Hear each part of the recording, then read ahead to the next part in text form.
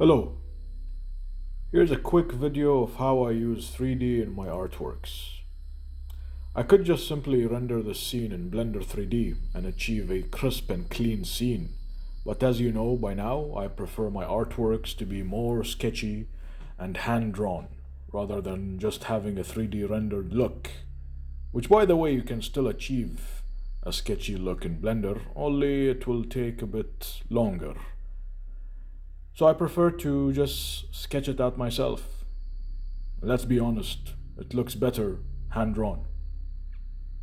So if you're someone that uses 3D and wants to achieve a sketchy feel to it, then this video is for you.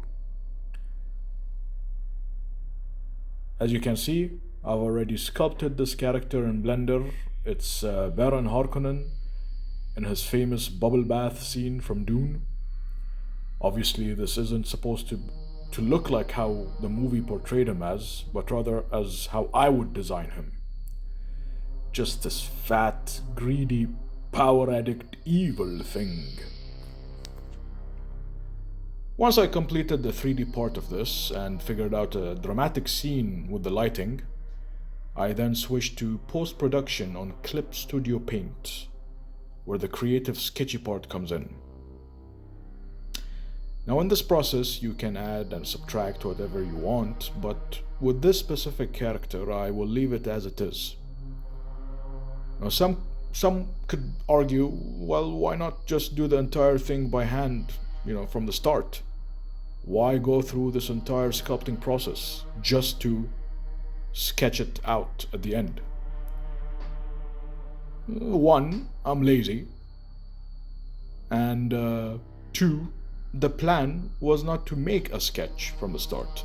The plan was to make a model so I can 3D print it and color it myself. If you are interested in having this cool model on your desk, let me know in the comments. I'll figure a way to attach it so you can download it for free. With that being said, yes, sometimes I do use 3D in my sketches, especially if I am sketching a scene with a lot of hard surface objects like buildings, vehicles, gadgets, stuff like that. It helps with perspective. And I have done, I believe, 2 videos in the past talking about 3D paintings or 3D in paintings.